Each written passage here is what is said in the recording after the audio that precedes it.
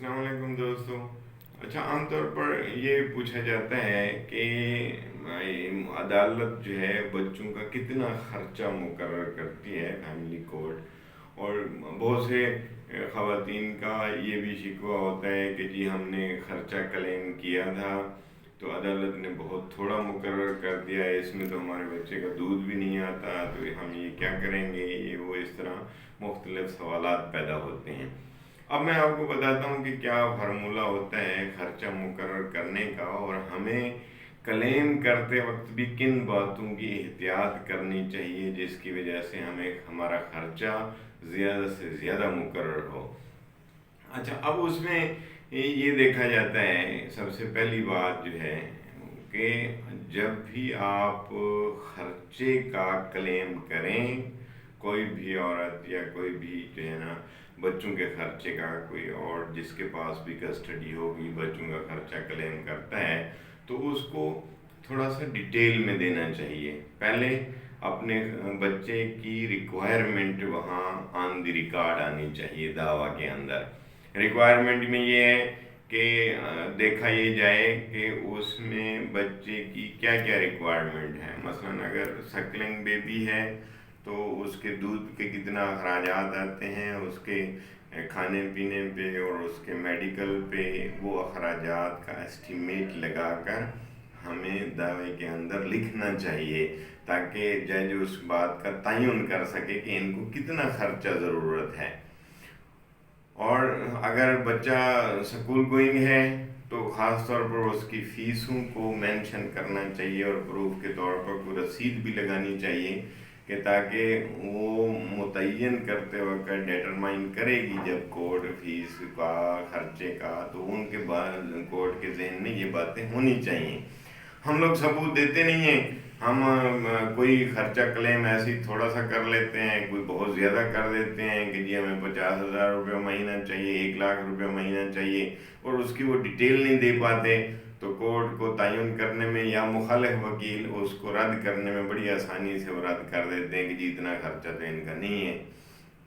تو سب سے پہلے ہمیں ریکوائرمنٹ فیملی کوڈ ایکٹ کے تحت یا جو اسلامک قوانین ہیں اس کے اندر خرچے کا تعین نہیں ہے کہ کتنا خرچہ ہونا چاہیے، مقرر کرنا چاہیے، اس میں لا نہیں ہے. ہاں البتہ یہ ہے کہ بھی صرف کورٹ جو ہے اس کو انلمیٹڈ پاورز ہیں کہ وہ کتنا خرچہ متعین کرتی ہے. پھر اس میں دونوں چیزوں کو، ایک تو ریکوائرمنٹ آف دی چائلڈ کہ اس کی ریکوائرمنٹ کتنا ہے، دوسرا یہ دیکھا جاتا ہے کہ what is the source of income of the defendant. جو ہے اگر ہسبینڈ خرچہ دے رہا ہے تو پھر اس کا سورس آف انکم بھی دیکھا جاتا ہے. تو آپ دعویٰ کا لکھتے وقت جو ہے اس میں ہسبینڈ کا سورس آف انکم بھی لکھنا چاہیے جس سے خرچہ کلیم کیا جا رہا ہے. چاہے دادے سے بھی خرچہ کلیم کیا جا سکتا ہے، تو اس کا سورس آف انکم جو ہے وہ بھی لکھنا چاہیے.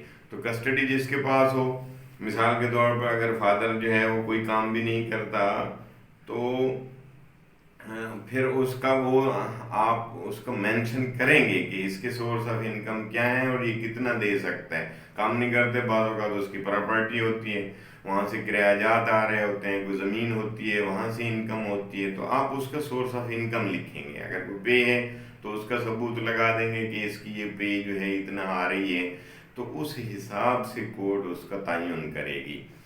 تو کورٹ میں یہ قانون کے اندر یہ بات کہیں نہیں لکھی ہوئی کہ کتنا خرچہ ہوگا.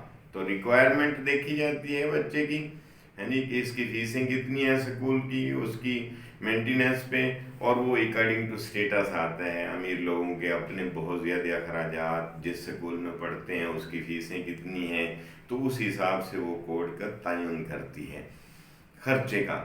اور ایسے ہی اس کا اسٹیٹس دیکھا جاتا ہے کہ جو پے کر رہا ہے، مثلا ہسبینڈ ہے، اس کی پے کتنی ہے، یہ بھی دیکھا جاتا ہے. تو ان چیزوں کو سامنے رکھ کر پھر کورٹ خرچے کا تعین کرتی ہے. اچھا، اب ایسے ہی کہ یہ خرچہ کب تک ہوتا ہے، تو اس میں یہ ہے کہ اگر عورت کا خرچہ ہے تو وہ ٹل دی ایگزسٹنگ وائف ہے، جب تک وہ طلاق نہیں دیتا، طلاق نہیں ہوتی، عدت تک اگر طلاق ہو جاتی ہے تو عدت تک خرچہ وہ عورت لے سکتی ہے، اور اگر طلاق نہیں ہوتی تو پھر جب تک ایگزسٹنگ وائف ہے، جب تک وائف ہے وہ ہسبینڈ سے خرچہ لے سکتی ہے۔ میل چائلڈ کا یہ ہے کہ ٹل دی ایج آف پبرٹی، وہ یعنی بلوغت کی عمر تک وہ 18 سال قانون کے اندر دی گئی ہے، تو at the age of 18 years جو ہے وہ خرچہ میل چائلڈ لے سکتا ہے۔ فیمیل چائلڈ کے لیے یہ ہوتا ہے کہ ٹل دی کنزیومیشن آف میرج، کہ جب تک اس کی شادی نہیں ہوتی اس وقت تک فیمیل جو ہے وہ خرچہ فیمیل چائلڈ کا وہ لے سکتا ہے، چاہے جب تک بھی ہو۔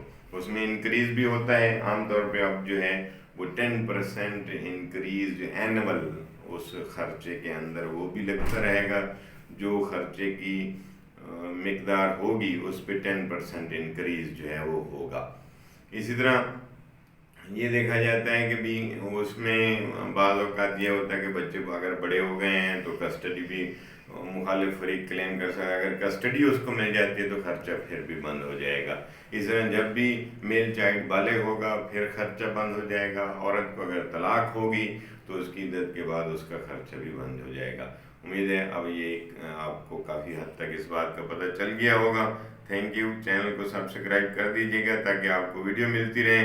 اس طرح دوست کہتے ہیں کہ جی ہمیں ویڈیو نہیں ملتی یا ہمیں پتہ نہیں چلتا کہ آپ کی نئی ویڈیو آئی ہے، تو چینل کو سبسکرائب کر لیا کریں۔ تھینک یو، اللہ حافظ۔